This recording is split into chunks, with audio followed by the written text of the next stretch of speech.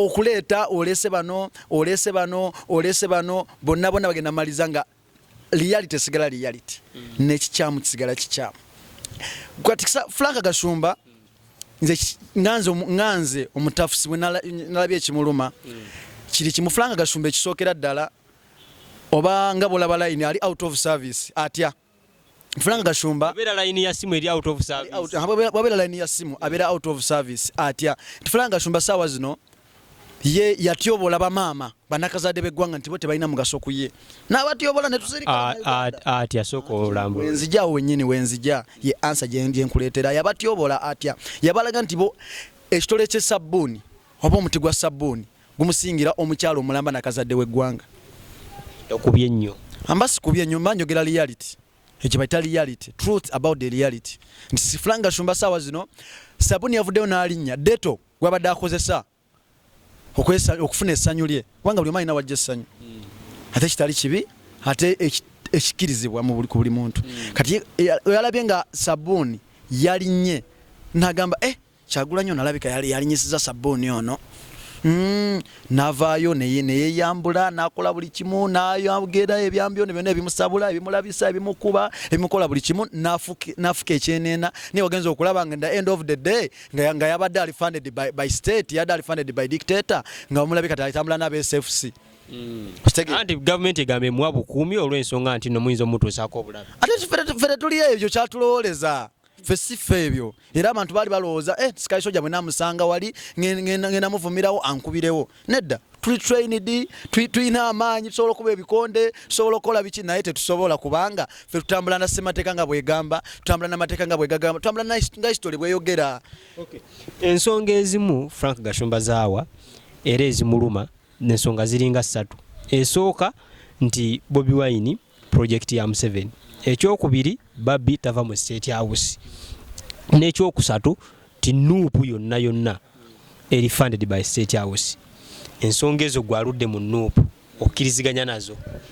Ensonga ezo siyinza kugamba nti nzikiriziganya nazo kubanga byonna byayogera tebiriiko evidence nandibadde ne evidence bw'ogamba nti nno oba his excellence ali funded by dictator osooka ne weebuuza dictator ono amufandinga ate lwaki azza atemula abaana ba nuupu ng'ate yafandinga ekintu kye kibeerewo which means oyo aba afuuse evil dictator aba afuuse evil. Ensonga ey'okubiri bw'ogamba nti Bobi tava mu State House eyo State House ya Bobi kubanga ye first lady gwe tumanyi eyo State House ya Bobi yalina ogibeeramu bannayuganda gwe balonda okubeera first lady waabwe. Tegeza bwagenda yabagenze laba abakozi bali bw'aba agenzeeyo nga evidence weeri nti agenzeeyo ogwo teguba musango eyo State House eyina bayiye naye most important tuba twagala obujulizi obulaga nti yagenzeeyo nga bwe tulaba Wini Byanyima n'ayingira neekubya ebifaananyi ne dictator ne family n'abeera eyo mbw'ojjayo ebifaananyi ng'ebyo n'obitulaga nti wano Bobi yayingira n'anywa caayi ne dictator ne beekubya ebifaananyi tuyinza okukkiriza naye ate era ne waaba agenzeeyo ne yeekubya ebifaananyi tuyinza oba ffe tumutumye tigenda kati okoleyo kino kubanga ne mwenaalemu mwennyini naffe tulinayo ebikonge.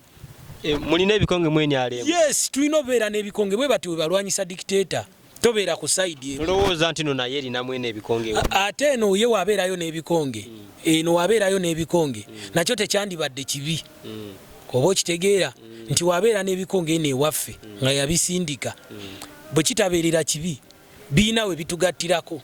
Uganda siyo gyalowooza ye gyalaba nedda omulwanyizi omu ow'eddembe yagamba oppressed people cannot remain oppressed forever. The yearning for change is eventually manifests. Bali bamuyita Martin Luther ye ala yagamba nti abantu abanyigizibwa tasosigala nga banyigizibwa ye ayagala anyigirize tata wanyigirize naye bwajja anyigirize n'omwana we bwanyigirize eno sida ya siti bino si bwa kabaka oyisekera bino si bwa kabaka bino si bya family affairs bino si ki bana Uganda ffe tetulinda na ku 2026 bino bibagamba mbagenda bya 2026 ate ffe tulaba tulinda olwo nedda sebo bajja kuba baddayo dda ebyaddala ffe tugamba we are removing dictator Museveni by all means. By all means tutegeeza ki tujja kona kyemalira Museveni mu buli mbeera yonna oba etya ffe tutwala na kyemalira Museveni tumusigukulula kati ate ffe tugenda kulinda 2026 just akalulu ako ke twagenda 2026 mu presidential elections kali kakebera bannayuganda. Are you ready? Lwaki njogera ebyama anti omukulembeze principal yavuddeyo n'agamba nti nno bali mu kutagala kati bapuresinga Amapeesa ne balina lye balinze anyigeko obudde buno bali kulya mwanyi balinyiganyiga. President era avuddeyo n'agamba nti Katikkiro wa Buganda alimba abantu kubye mwanyi. Peesa kyeryo lye mulinze okunyiga? Nsooka okugamba bannayuganda nti bajjajjaffe bakola ensobi okuwerokaminga dictator Yoweri Kaguta Museveni olw'ebigambo leero byavuddeyo navoola ate nga sigwe mulundi ogusoose ebbanga lyonna tuzze tumulaba nga bwagamba nti ajja kumalawo gurupu ya Kyagulanyi n'ayisa Ssaabasajja mu kamwa. Ssaabasajja dededede kati agambye Katikkiro nti ayogera nonsense, ayogera obulimba. Amapeesa nga principal oba nga president waffe bwe yayogedde azze agatagaliramu nakati mangi nnyo weegali. Okiwulira? Peesa kyeryo lye mulinda erya green oba erya red? Situjja kwogera byama byonna tubireete wala eno nti tunagenda tugamba nti kati anyige lino ffe tumulageko. Naye ffe essaawa yonna tuli ready kuba president yagamba nti buli lunaku Museveni lwasula nga ali ku bukulembeze bw'eggwanga lino kivuga Uganda emyaka 5 emabega. So n'olw'ensonga eyo agende mu maaso nga atagala naffe nga bwe twongera okupreparinga olunaku lugenda kya lumu nga bwe lwakedde leero. Okay, nga tuwumbawumba ezo abantu sooka obagambe principal ali mu mbeera ki era osiibule. Bannayuganda nyongera obagamba nti president waffe, president gwe mwateekamu obwesigwe ye gyali atudde mu maka ge ag'obwa president yasinziira okulamulira. Banaye bannayuganda njagala mukimanye nti eggwanga Uganda lirimu dictator ne president w'abantu. President w'abantu alamula asinziira mu White House Magere era alamula mulamu bulungi talina buzibu bwonna era akola bulungi emirimu gye mwamukwasa egy'okulaba nga ayongera okyusa eggwanga lino olituusa mu kifo eky'okwesiima. Okay, Kachumbali kwe tubeera era very soon tugenda beera tubanjulira ekipya naye nga beerako subscribinga tugenda beera tubeeranga ne topics zino almost buli wiiki tumugaziyo obwongo okubigenda maaso mu ggwanga. Nga tumaliriza Sky Soldier. Yeah man, nga tumaliriza tukagamba happy birthday comrade Segirinya Muhammad. Happy birthday to you, my brother, my comrade, my daddy, my mentor, my everything. Ngenda kumaliza mazaalibwa go nga ngamba bannayuganda okusinziira mu kooti y'omulwanyizi w'eddembe omu gwe bayita Kyagulanyi Ssentamu yagamba you can jail a revolutionary but you can't jail the revolution. Ososiba munankyukakyuka ne tosasiba nkyukakyuka. One day, one time, 1 minute, 1 second, Segirinya must be free. Bannayuganda mwenanja kinjagala mmanyi Kyagulanyi Ssentamu Robert abaagala nnyo era alirwedde tukonkwa dictator Museveni and his puppets. I'm serious boy Sky Soldier Uganda. Big up. Subscribing, liking, buli kimu. Okay, nga tuwumbawumba ezo abantu sooka obagambe principal ali mu mbeera ki era osiibule. Bannayuganda nyongera obagamba nti president waffe, president gwe mwateekamu obwesigwe ye gyali atudde mu maka ge ag'obwa president yasinziira okulamulira.